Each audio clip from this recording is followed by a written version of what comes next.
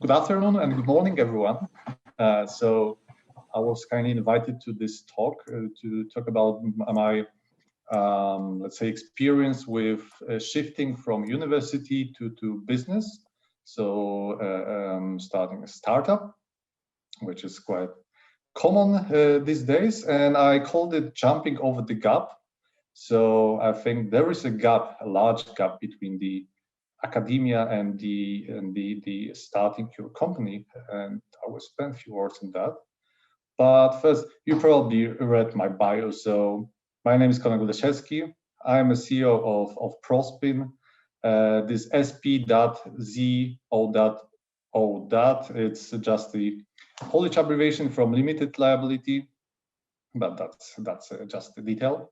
So I graduated from Technical University of Łódź, where I did my bachelor and master of science. So process and chemical. I'm a process and chemical engineer from there. I worked on photo-electrochemical splitting of water on nanocatalysts. We produced this nanocatalyst with plasma deposition. And then I switched my field of interest when I started PhD on Technical University of Dortmund. And there I started working on RPBs, which I'll present to you next slide. I had some experience in industry working for Alfa Laval Poland, Polska, where I was heat exchanger engineer. And during my studies on Technical University of Łódź, I was a member and leader of Octane team. We won multiple awards in Chem-E-Car and Chem-E-Car competitions. Maybe you know it, maybe you don't know this competition. It's like you have to build a car which is propelled by a chemical reaction, and you have to precisely drive the distance which you find just before the start. And yeah, I have several publications on rotating pack beds, 8, I guess, but this number is growing without a lot of my input because I was providing packings for this device, and I'm just co-author there. And main thing, I took part in 3 European projects on rotating pack beds, and that was the starting point for the company, but it will be more important later. And of course, my hobby, I cycle and fly a lot. I fly hang glider. So it's quite fun. All right, so enough about me, and a few things you know about rotating pack beds. It's not that important in this place, but yeah, that's a separation technology which superimpose gravitational acceleration with centrifugal acceleration to intensify the contact in the device. Because in separation column, you probably all know what separation column is, distillation or whatever.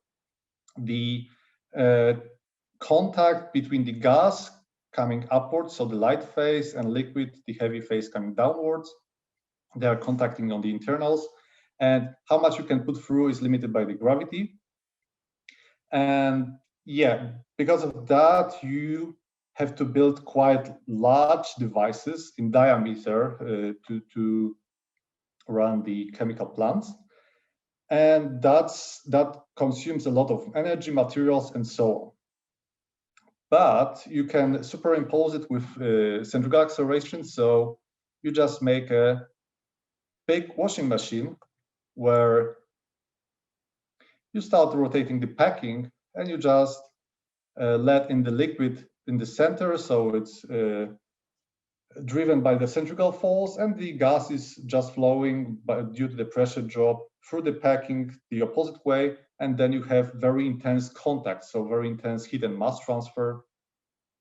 And some publications claim it's up to 100 times smaller than the separation column. All right, looks good. So why we started this company now? It's like 60 years old patent, so it should be quite widespread in the industry. So yeah, it's over 60 years, but it's very hard to investigate this kind of equipment because it's rotating, so you cannot apply the standard techniques like in the column.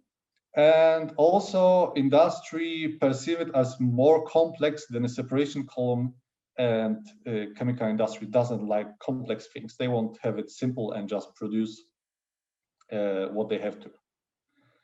All right, so never met the expectations. Why?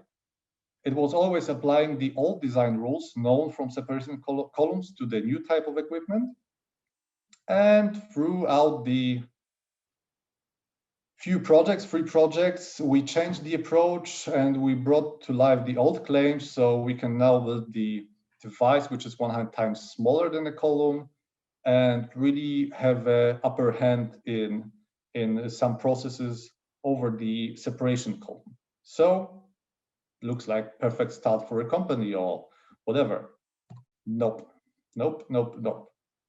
Looks good, but in fact, from what we were thinking, there is a wide gap to a business. So university is a cozy place where the scientifically interesting ideas are appreciated. So yeah, that's like nice idea. I would change the world with this thing.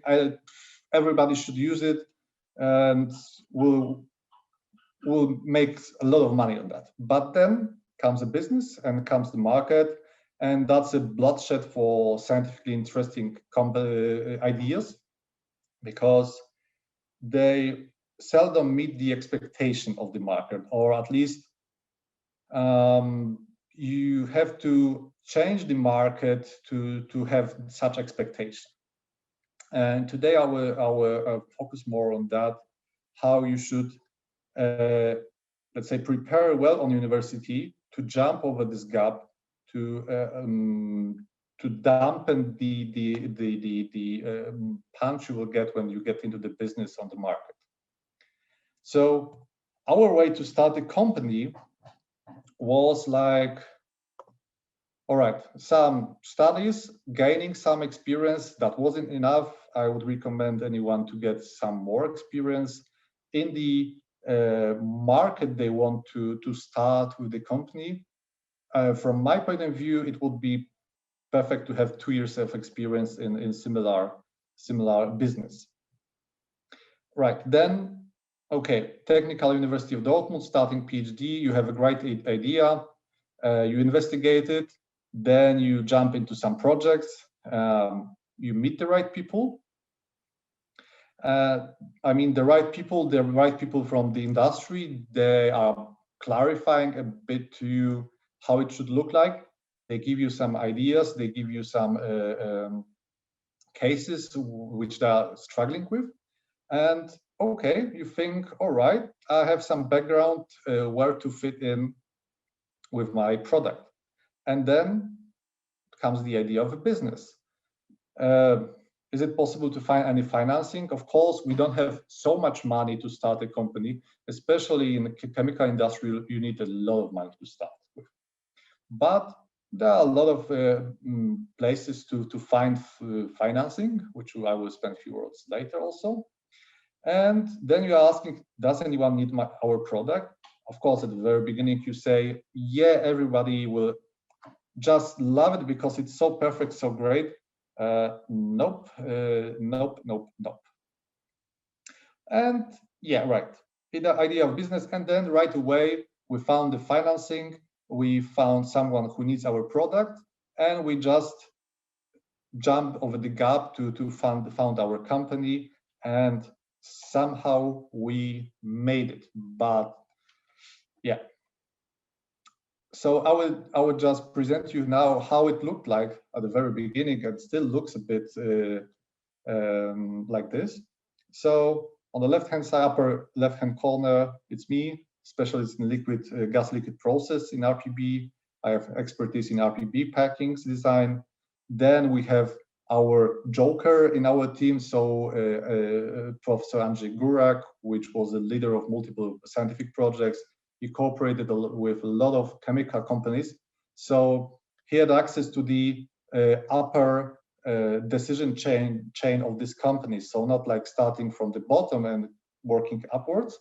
We could start with our product from the upper decision chain, and that was our joker. And the Dennis Wenzel, who started PhD with together with me, and he is a specialist in liquid process intensification in RPB. But he's just in corporation. He works for Bilfinger. So Bilfinger is a company building chemical plants and just putting together all the equipment. And that's very valuable input from his side. And base of our company, Michael Pawlowski, who is owner of other company, ProSeller, but he's specialist in mechanical design of rotating equipment. And we are just process engineers and chemical engineers, and he is mechanical engineer. He designs the devices for us. Looks like a dream team, but we are missing a bit. We are specialists, like on top, 3 people are chemical engineers, and there is a mechanical engineer. And we have very common view on some things, and we are not looking on the business the right way always. So we are missing somebody who had an idea about how to run the business, especially in the chemical industry. All right, and how such company which provides anything for chemical industry is the services are structured. So you start from process development. Yes, companies do not trust startups in chemical industry at all. So you have to prove your equipment in pilot plant, either on your side or on their production side, before you will even proceed anywhere. Then the RPB rental, again, companies do not trust startups. So we rent RPB to them, our small devices, and they test it on their own. But then watch out, because you have to really work with the lawyers to write the right agreements. Otherwise, you might be scammed by them. And finally, if you go through all this, you have RPB sales. So anything, you can sell anything, sell anything. So finally, you can sell the equipment which you are offering if you pass all above. So the client in chemical industry is happy. They are, there is a lack of trust in the chemical industry, but if you look from their point of view, they're interested in production. It has to work as long as possible without shutdowns, reliable, and so on. And they are not eager to try new things. They just have to produce. Maybe if there is some wall which is coming, like a new law which requires lower emission limits and so on, then they start to think about new technologies, but quite not eager. All right. So just a sketch of company, how it was, and now I will tell you a bit how it was for us when we faced this gap which I mentioned before. So what was wrong?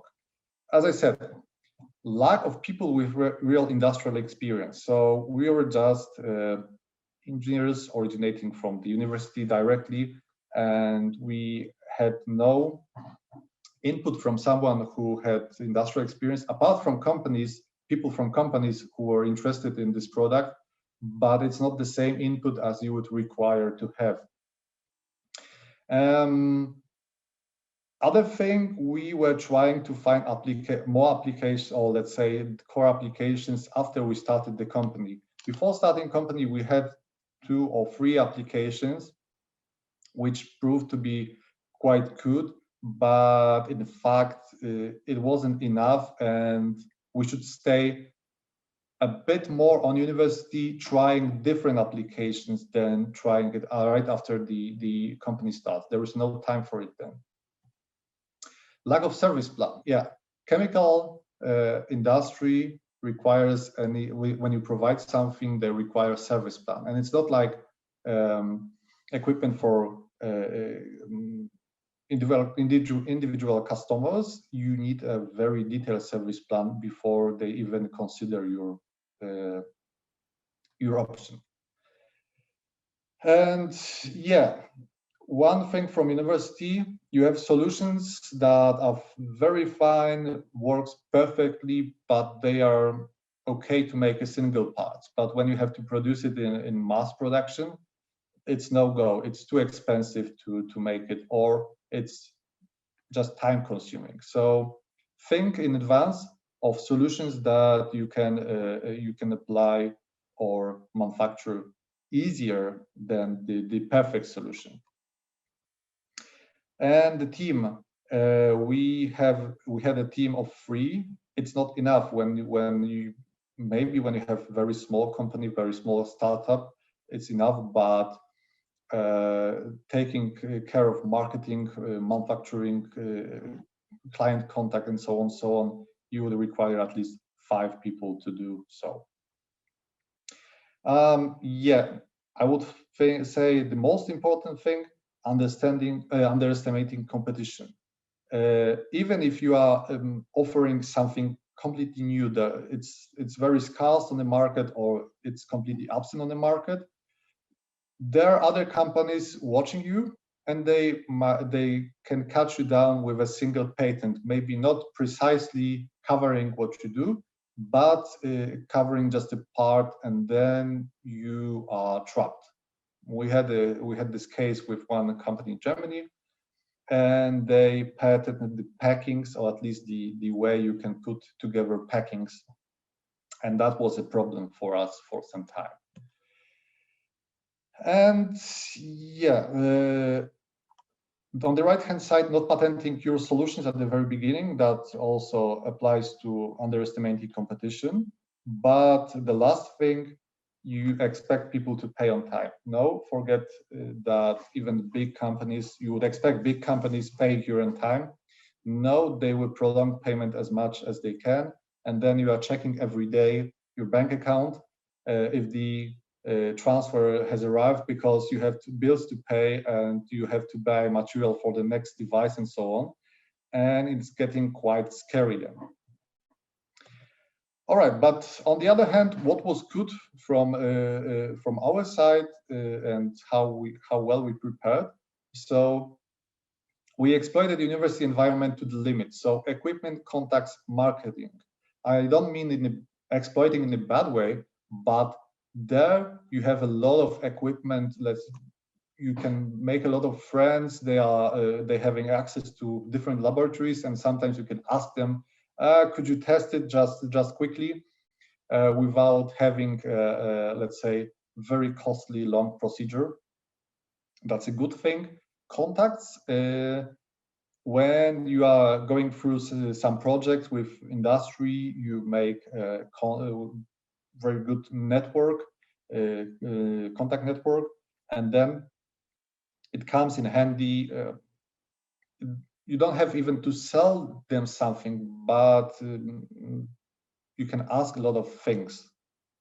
And also marketing, when you are attending conferences, you can slide in a bit of marketing of your company at the end of a presentation, and then when you are switching to company, you are already known more or less in this environment, especially when you have conferences like industrial conferences. That's very beneficial.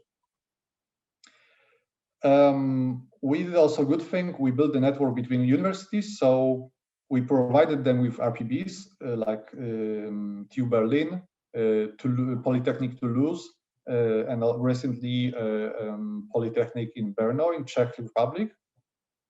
They are starting their own projects on RPBs. They are interested in science, more in science than in the entrepreneurship. So they are also doing some marketing for us, because some companies comes to them and they are offering this solution and to test it. So they are happy. They have scientific content. Companies are happy because they have their R&D, and we are happy because we are provider of these devices and we can sell them.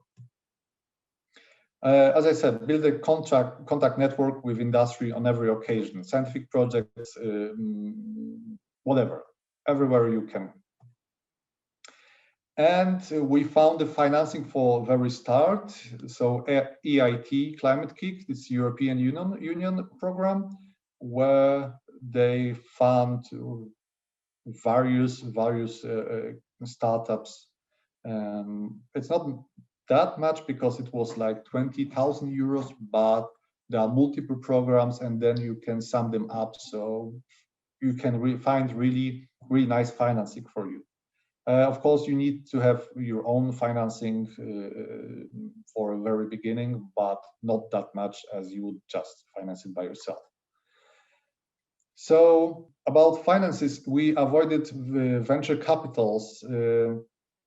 In some cases, that's very good for startups, but in case of chemical industry, that might be disastrous because larger company investing into you or someone investing into you might close the door for larger market because they will they have shares of your company. They will restrict the access to the technology. But it's not common, but we try to avoid it. We can, if you have more questions about that, we can spend a few words later. Have a profound knowledge of your product, of our product. Yeah, we did have a profound knowledge, and that helps from, even if you are a chemical engineer, know a bit from every aspect, electrical, mechanical, chemical, and so on. You need to know it. It makes things easier. And we know the existing patents, what our limits were and the market limits. So we are not planning like we'll conquer the world, the whole world. No, think relatively close to your place. Like if you are, for example, some company providing any equipment, really start selling close, because there is, especially with a bigger equipment, there is problem with transports, customs, and so on. Yeah. And the last thing, but not least, limiting to only essential expenses. Yeah, you are tempted at the very beginning to, yeah, let's make it great, looking great, so many things. Nope. Cut as much as you can. So it has to look okay for the other companies, so you are not like on this shoestring budget, but don't overspend. You have to really look on the finances at the very beginning. Okay, so what we can do to minimize the gap at the university, starting from the university. So as I highlighted before, quantity over quality. Try out various solutions. There won't be so much time for that later. So if you have any product, try it as much as you can on university. There you have their support, you have their infrastructure, equipment, and so on. Try everything, and then come with a few good solutions. Gather team. From perspective of university, involving a professor will accelerate your business growth on the university in early phase, because professor has better access to infrastructure. He can facilitate you in various manners, and that's a very big asset to have a professor there. And also you need people with various skills. So not only one kind of engineers or two kinds of engineers. You need to find a person who is good in marketing and good in presentations, who will take care of sales. Engineers tend to focus only on the technical side, but there is also a large portion of it for client contact, establishing relations, so on. And also find a good accountant. It will be a real benefit, especially at the very beginning when you have to creatively use your finances and reach out to industry. So before you will say, I want to start a company, learn about clients' real needs. It's not like your imagination where we can apply it. It will be superb. It will fix the world. No, find what's the real needs and ask as much as you can. Try to find. They will come with case studies you will never think of. So very specific processes where your product might be highly beneficial and might bring a lot of profit. So listen, ask, and then listen a lot, and also raise interest in your product. So they already know there is such company which provides or will provide an equipment, and they can start talking to you after that. And also from the point of view of the company where you already started company. So define your goals and milestones. Otherwise, you'll be running circles. Yes. So you need a plan. You need a plan what you do in the next year. 2 years is planning way ahead, but planning for a next year, what you want to do, how many clients you would like to find, how many case studies you can run. Even it's good to plan. And watch out for giants like large corporations. They aren't. That's quite important thing. Large corporations aren't partners for startup. They will probably eat you to the bottom because they have always this thinking in the background. We are large company. You are some small startup who will just digest you, extract all the knowledge, and then leave you on the side road. So it's better to find a promising medium-sized company as a starting client. In our case, that was a company producing mildly known company in Germany producing fine chemicals, and that was perfect start. They were really eager to cooperate. They were really eager to provide equipment also for test. And I don't want to call the names, but there are also large chemical companies in Europe which almost ended up our company. And here, when you come to business, quality over quantity. Focus on one or two most promising applications, because selling multiple times the same products brings real profit. If you're looking for some minor applications, one here, you will spend a lot of time tailoring your product to these applications, trying out things, and it doesn't really bring a profit, or let's say doesn't pay for the time you spend on that. Maybe on the beginning it's okay, but later find these few applications which will bring the income. So like it's like Pareto rule, 20% of your applications will bring 20% of the applications you have encountered will bring you 80% of the income. All right, so after a quite long talk, where are we now? We were founded in 2019, just before the the pandemic started. So we survived the first year on level hard with minimal profit on 2020. So it's okay. You always have to assume that company will not bring profit in the first year.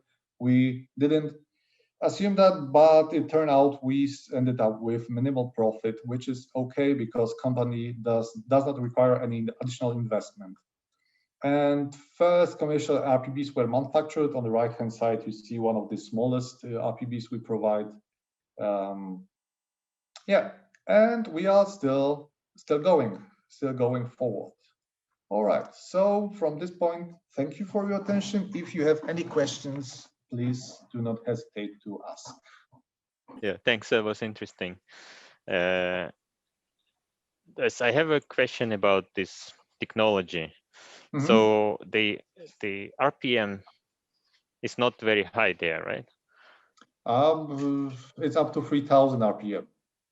Oh yeah. So it's not enough to separate the isotopes. No. It's not this kind of centrifuge you are thinking of. Yeah. We So are on the verge of separating heavy gases, but not with significant density difference, but not like isotopes. all right. Yeah. Okay. And the second question about the business development. Mm-hmm. So as I saw, you have started your company like 5 years ago or something like that, right? No. It was we founded it in 2019.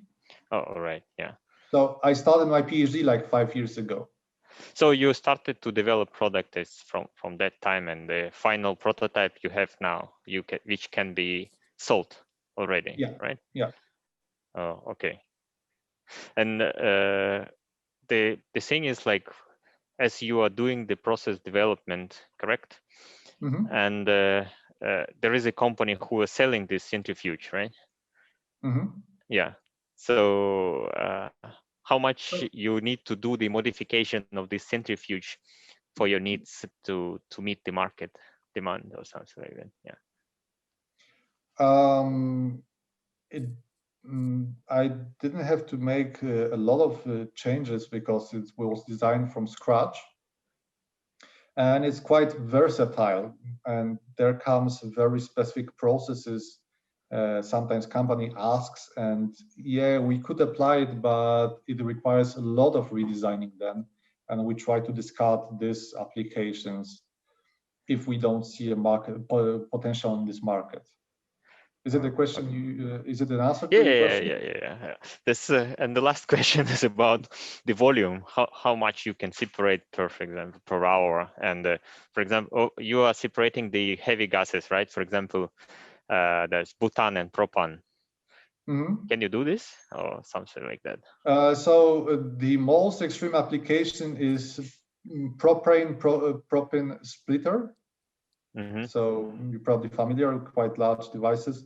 The largest volumes we were treating was like 20,000 normal cubic meters per hour. Oh, it's pretty large, yeah. Per one this small reactor, right? Of for small No, it's a bit centrifuge. bigger because it's like 1.5 meter in diameter. Oh, all right, yeah. Then it makes sense. Yeah. Okay, thanks. Thank you. Hi, Konrad. Really thanks a lot for joining us and for this talk. Could you discuss a little bit what you mentioned about that we should avoid venture capitalists in the chemical engineering businesses? So, yeah, could you explain us more like why should we avoid? Because I think it's not a very like obvious way of thinking when you consider to start your business. I was saying it from the perspective of chemical company providing equipment for chemical industry. You have a lot of venture capitals for the technological startups, artificial intelligence, VR, so on, augmented reality, some medical startups. It works fine because there the people have an experience with such kind of companies. It's quite scarce for the chemical industry to have a venture capital, people in venture capitals which really know this kind of a market or what this kind of market requires. And then you give off a bit of your shares in the company, and you have to fight a lot with them to force your idea. Maybe not the best one, but in the longer time, it might work better. All right. So, if I understand you correctly, so having venture capitalists on board could be also sort of like disadvantage from the point of view or your final client, of the final user of the technology, right? So, like Yes, the chemical. also venture capital. For example, if in a venture capital there is large company, chemical company, they will try to restrict this technology for themselves. Yeah. Yeah, makes sense. Yeah, and actually, I also find it very interesting what you're when you're discussing about. It's really important to find like a medium-sized, promising, ambitious company to pair with you when you consider product development, because it's also maybe sort of like in line with my experiences so far, that we tend to think first of all about the largest players on the chemical market. We tend to like trust them and see them as like as the only one available who can really work with us. And then the experiences not necessarily have to be positive because it's just not the right business partner, as you mentioned. So it's very interesting.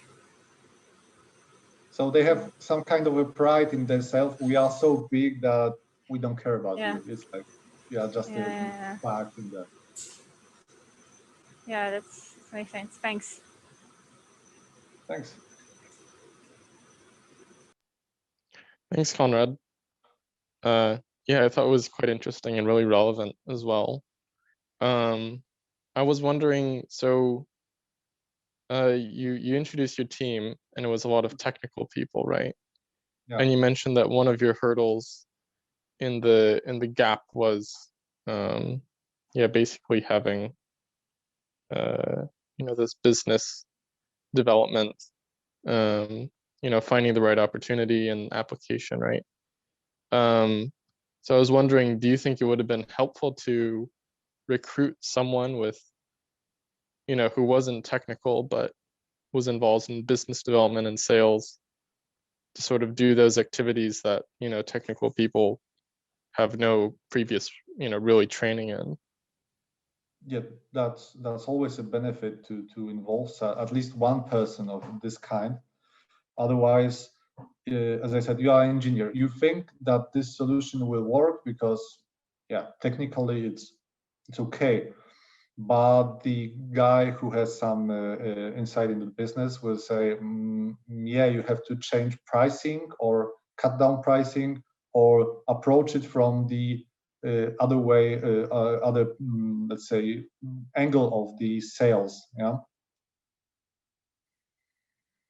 Yeah, I guess that's not, it's kind of hard to find in industry as well. Like, how would you convince, I don't know, let's say someone who is in a large, comfortable position in, let's say, a chemical company to join a startup? I think that might be kind of hard as well, right?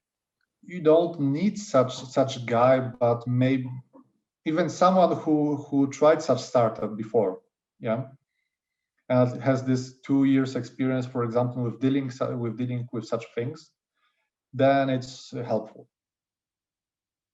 Like from our experience, when we were, for example, negotiating the price of the device, we thought, all right, it's all or nothing. We cannot decrease the price anymore, but you can also, then some people advised us, approach it from the other way. Maybe don't decrease the price, but offer something more. For example, you add some more to your product from your side. You are earning a bit less, but you are selling more of your product. You know what I mean?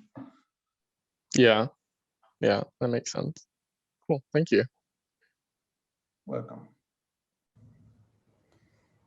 Hi, Corey. Thanks very much for your talk. This is Jin here. I think you have been trying to selling your product to the industry, have been dealing with several customers. So I would like to know if you can give us some tips about how to persuade the industry people to adopt new technologies.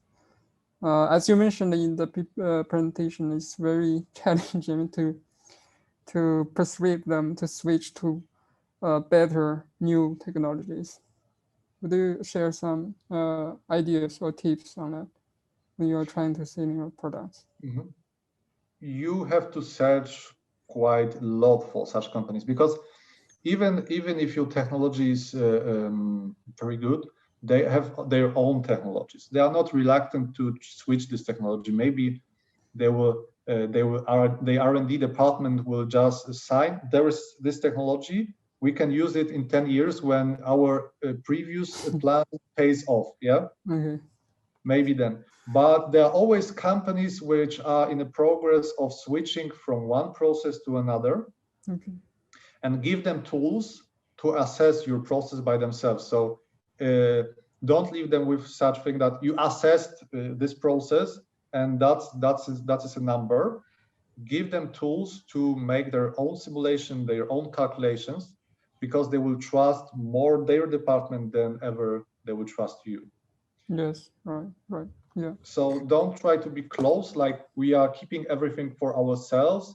We will calculate it for you and then come with numbers. Give something to them, and it will be beneficial for you in the future. Yes, true. That's true. Thanks. Thank you very much. Welcome.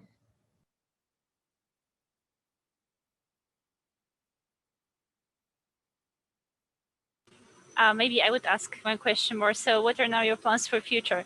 Like, given the experience that you have acquired so far, what are your key goals and your key targets for the next years of the company's development? So we are switching, our target changed a lot, and it's even target for next 5 years. So the petrochemical industry, we were focusing more on fine chemicals, as it is easier, the devices are smaller, and yeah, it's easier to cope with small devices, but real money is in chemical, petrochemical, and our goal is to let's say dominate the branch of seawater deoxygenation, at least in Europe circle. I'm not saying the whole world, because there are some other companies providing similar technologies like in the USA and China, but just Europe. Cool, fingers crossed for you.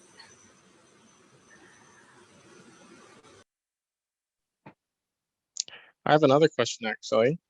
For the you talked about like different applications board, and I was just wondering, like what were some of those applications that you thought would be great and then they turned out to not be great, and how did you find out that they were not great applications?